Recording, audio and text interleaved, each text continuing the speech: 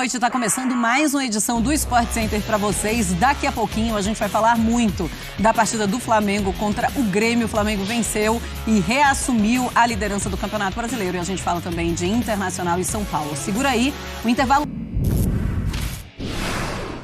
Vamos lá, fãs de esportes. A gente já mostra para vocês o que aconteceu na partida entre Flamengo e Grêmio, 2-1. Luiz Araújo fez os 2 gols do Flamengo e o Grêmio no finalzinho, com o Edenilson, que tinha acabado de entrar, diminuiu 2-1 placar final. Eu estou ao lado do Gustavo Zupac e também do Fernando Praz para a gente falar dessa partida, mas a gente também vai mostrar para vocês como foi Cruzeiro e Cuiabá, tá, fãs de esportes? Daqui a pouquinho a gente mostra os gols de Cruzeiro e Cuiabá e aí a gente já segue o nosso Sport Center. Daqui a pouquinho a gente vai também para Criciúma para falar do jogo do Internacional contra o São Paulo. Fala, Zupa, tudo bem? Boa noite. Boa noite, Marcela. Boa noite, Praz. Boa noite, fã de esportes. Uma vitória muito boa do Flamengo, não só porque reconduz o time à liderança, né, depois da vitória do Botafogo sobre o Fluminense, mas porque o jogo foi interessante também, né? Vamos para os gols do Cruzeiro, né? Porque o Cruzeiro venceu o Cuiabá. Boa noite, Marcela, Zupac, fãs de esporte. Acho que falando de jogo do Inter e São Paulo, Flamengo e Grêmio, 2 resultados esperados, né? Nada que fuja da normalidade. O Flamengo, mesmo com os desfalques, tem uma quantidade e uma qualidade maior que o Grêmio. O Grêmio vai sofrer com esse retorno, é normal. Continua nas outras competições, tem que fazer jogo atrasado da Copa do Brasil ainda. Vai ser uma Copa América complicada para todos, né? Óbvio que alguns times, como o Flamengo, por mais que tenham desfalques para seleções, eles têm um grupo mais qualificado. Saiu o Everton, entrou o Bruno Henrique, né? Então, aí dá para ver ter uma noção do grupo do Flamengo. O Inter e São Paulo, jogo muito equilibrado. O São Paulo consegue um empate, que a gente estava comentando, não é ruim para ele, não é ruim para o Inter também pelas circunstâncias. Mas eu tô com receio, para não dizer medo, desse período de Copa América aí, que a gente vai ter muitos problemas, principalmente de lesão, e times com muitos desfalques, aí o nível cai, a qualidade do campeonato cai, e isso é uma pena. Vamos começar falando de Flamengo e Grêmio, Zupa. Eu queria que você fizesse uma análise de todas as trocas que o Tite foi obrigado a fazer. Então, o Léo Pereira na lateral, o que é que você achou? Inclusive, eu acho que ele sentiu muito, principalmente no começo da partida. Sofreu ali. Mas o Grêmio acabou errando nas finalizações, mas assustou. Inclusive, os torcedores sentiram. Começou melhor ali. O jogo. E o Tite, inclusive, até discutiu logo no comecinho com um torcedor que estava ali, já cornetando ele no começo. Ele falou, calma, cara, é o começo do jogo. Mas foi o momento em que o Flamengo sofreu mais. E o Léo Ortiz de volante, né? Junto com o Igor Jesus, né? O que impactou muito na saída de bola do Flamengo. Então foi um jogo em que o Tite teve que remendar o Flamengo, mesmo com o elenco farto, né, como o Praz bem citou. Mas eu dizia que foi uma vitória muito importante, não só porque ela devolve o Flamengo à liderança, mas pela maneira que ela aconteceu. Porque o Grêmio não fez um jogo ruim no Maracanã. O Grêmio, como você falou, teve bons momentos no jogo, especialmente no primeiro tempo. O Grêmio teve mais posse de bola o jogo inteiro que o Flamengo, foi mais perigoso até o Luiz Araújo encontrar o golaço que encontrou para fazer 1-0. E o Tite foi muito inteligente na segunda troca, na lesão do Igor Jesus, porque essa troca, mudou a cara do jogo, né? Porque um técnico de futebol define a sua estratégia pensando naquilo que ele acha que o jogo vai ser. Mas o jogo de futebol não respeita o que eu acho, o que você acha, o que o técnico acha. Ele se apresenta da maneira que ele se apresenta. E uma série de fatos acontecem e obriga todos os envolvidos, treinadores e jogadores, a entender o jogo e tomar as decisões de acordo com aquilo que a partida está se mostrando. E o que a partida estava mostrando? Um Grêmio melhor do que o Flamengo, um Grêmio com mais posse e atacando mais do que o Flamengo, em consequência disso, oferecendo mais espaço nas costas dos seus laterais, porque o Grêmio subia muito pela direita em cima do Léo Pereira e com o Reinaldo pela esquerda. Quando o Tite perde o Igor Jesus, e na transmissão do Premier, a equipe de reportagem até chegou a falar, olha, o Vitor Hugo está perto de entrar, está em aquecimento. Mas aí o Tite, acho que olha melhor, pensa melhor e fala, olha, se o Grêmio está ocupando mais espaço no campo de ataque, me atacando mais, subindo com os seus laterais e deixando mais espaço, ele tem que entender o que o jogo pede. O jogo pede transição, o jogo pede velocidade nas costas dos laterais. E aí ele põe o Luiz Araújo.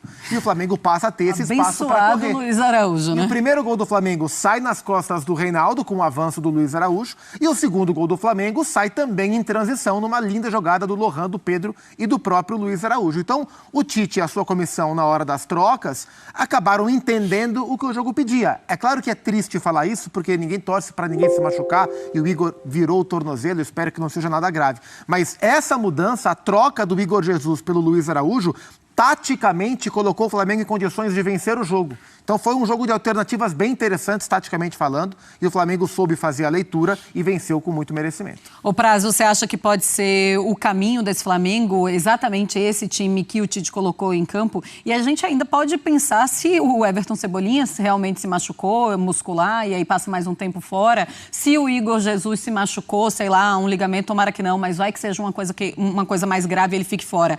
Dá pra gente imaginar uma Copa América inteira com esse time que a gente viu? Com Bruno Henrique como titular. Só o Gabigol que não, né? Tem o Alan para voltar, né? E o Ayrton Lucas, né? Os dois. É assim, é difícil falar, porque como o Zupa falou, cada jogo ele pede uma situação. Às vezes tu imagina uma coisa e dentro do jogo as coisas acontecem diferente, ou pela estratégia do time adversário, ou até mesmo por uma atuação técnica de algum jogador teu que está perdendo um duelo e está com uma situação fragilizada, tu tem que fazer alguma mexida. Mas, assim, o Tite, nessa partida, principalmente, tanto na preparação como durante a partida, ele não pôde, vamos dizer, fazer necessariamente o que ele queria. Ele tem que fazer de acordo com as situações.